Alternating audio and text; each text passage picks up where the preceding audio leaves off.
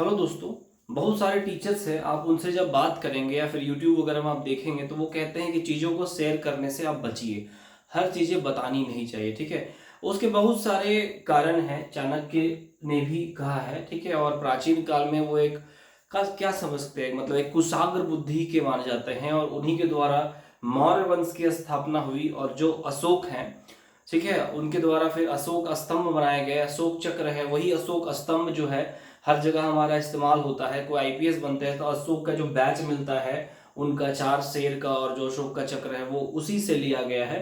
तो वो कहते हैं कि जब आपकी योजना जितने लोगों को पता चल गई फिर उसके सफल होने की संभावना कम हो जाती है। ठीक है, थोड़ा सा मैं हायर लेवल पे एग्जाम देता हूं। जैसे कि एक है, मान लीजिए कि सर्जिकल स्ट्राइक। ठीक है, मान लीजिए कि है, सॉरी, ये सर्जिकल स्ट्राइक मान लीजिए है। ठीक है, सर्जिकल स्ट्राइक था ये। तो अगर इसकी भनक अगर लग गई होती ना, अगर इसकी भनक अगर लग गई होती तो उसकी संभावना कम हो जाती। ठीक है, बहुत टीचर्स भी कहते हैं जब आप आईएएस की आप तैयारी करें तो नॉर्मल पढ़ाई करें, साथ में कुछ काम कर सकते हैं तो काम करिए, लेकिन बेसिकली खास करके अगर आप साधारण परिवार से हैं, ठीक है, लोअर मिडिल क्लास से हैं या फिर मिडिल क्लास से हैं या फिर लोअर क्लास से हैं, तो हाई क्लास से तो मैं नहीं हूँ, इलीट क्लास से मैं नहीं हूँ मैं। ठीक है, तो उनके बारे में नहीं पता, लेकिन मैंने ये देखा है कि अगर आप middle, higher middle, lower middle या फिर लोअर क्लास से हैं आप, तो चीजों को बता देते हैं। अगर आप नहीं रहता है तो टांग खींचने की कोशिश करने लगते हैं। ठीक है, और बहुत गार्जियन है वो बोलते हैं पैसा बर्बाद हो गया चाहे। तो देखिए, एजुकेशन का मतलब नौकरी नहीं है।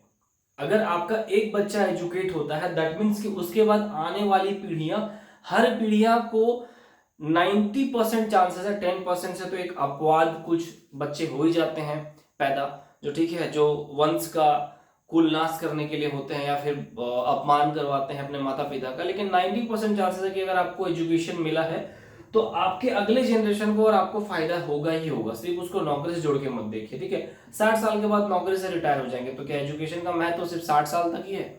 ठीक है, आप लॉयर से बात करेंगे, आपको आर्टिकल समझ में आएगा, आप जज के सामने अपने आप को प्रेजेंट कर सकते हैं, अपनी बातों को सही से रख सकते हैं। ठीक है, एक हायर लेवल का ब्यूरोक्रेट से आप बात कर सकते हैं, एक कैबिनेट मिनिस्टर से बात कर सकते हैं। आप एजुकेटेड है अगर आपको नेशनल इंटरनेशनल चीजों की समझ होगी तो।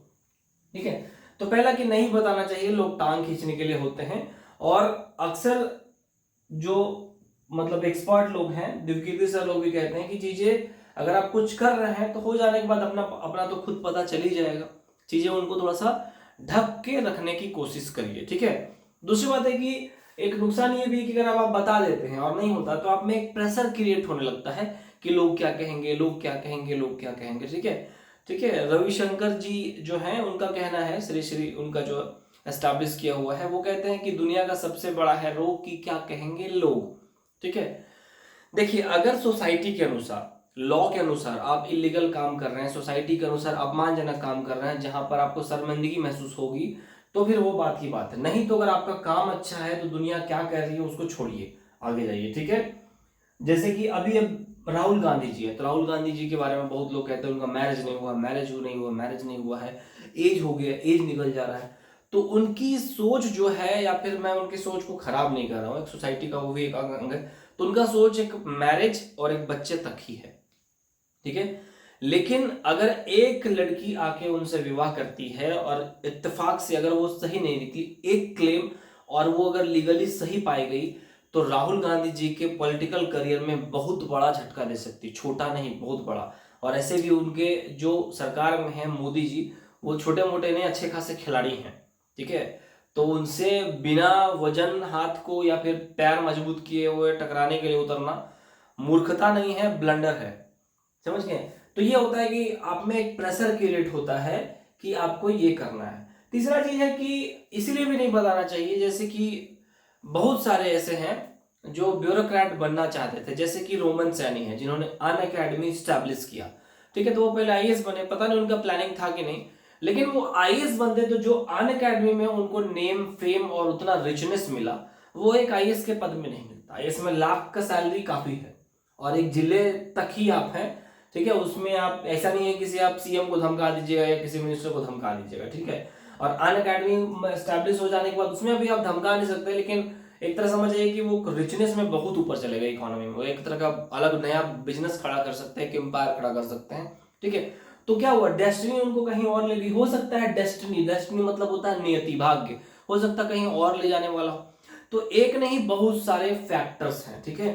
दूसरी बात है कि ये आपके कुछ चीजों को अपने अंदर छिपाने की कैपेसिटी देखता है, धैर्य भी बढ़ाने की क्षमता आप में देता है, ठीक है।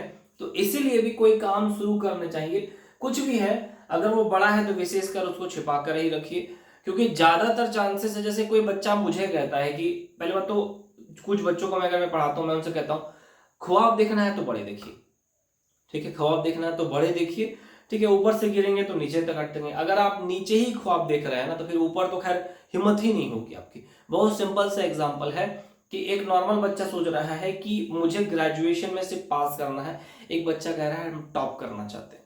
दोनों बच्चे ही हैं, फर्क क्या होता है, सोच और उद्देश्य का, ठीक है। झारखंड के सीएम है और इंडिया के पीएम है, दोनों में फर्क क्या है, सोच और उद्देश्य का फर्क है, ठीक है। वही हाथ है वही पर है, लेकिन सोच की वजह से क्या होता है, उनका चेंजेस हो जाता है, समझ में आया। इसीलिए मैं कहता हूँ सोच हमेशा बड़ी रखिए, ठोकर खा के नीचे गिरेंगे। और किताबों से ज्यादा, ठीक है, किताबों से ज्यादा जिंदगी ठोकर मार के सिखाती है आपको, ठीक है। और जिंदगी में ठोकर लगना बहुत जरूरी है, ये इंसान को तराशता है, ठीक है, आपके अहंकार को तोड़ता है और वास्तविक क्वालिटी से आपका परिचय करवाता है। इसलिए ठोकर लगना बहुत जरूरी है। अगर आप अपने आप को बहुत हैंडसम मान रहे हैं या बहुत सुंदरी मान रहे हैं, अपने आप को लग रहा है कि आप टॉपर हैं या इंटेलिजेंट है या एंटरप्रेन्योर हैं आप, ठीक है, आप अरबों की संपत्ति है, तो इतिहास ने अच्छे अच्छे को पटका है। बहुत सारे एंशियंट से लेकर अभी तक साम्राज्य खड़े हुए, किसी का नाम और निशान अगर है अभी तक तो आप देख लीजिएगा, मुगल पीरियड है, ब्रिटिश पीरियड है। एक समय रांची की जमीनें हो सकती हैं कि ब्रिटिश के अंतर्गत हो, किसी राजा के अंतर्गत हो, लेकिन समय बदलता है, समझ गया ना। हम लोग सिर्फ उसका उपयोग करता है। इसीलिए मैं इसे रिलेट करके चीजों को बोला, मैंने बताया कि अगर आपका कुछ प्लानिंग है तो उसे शेयर करने से बचिए, पूरा हो जाए, ठीक है। लेकिन काम और मनसा हमेशा अच्छे रखिए, दूसरे की भलाई करने के लिए ही रखिए, अच्छे लोगों की कमी है यहाँ पे। Thank you.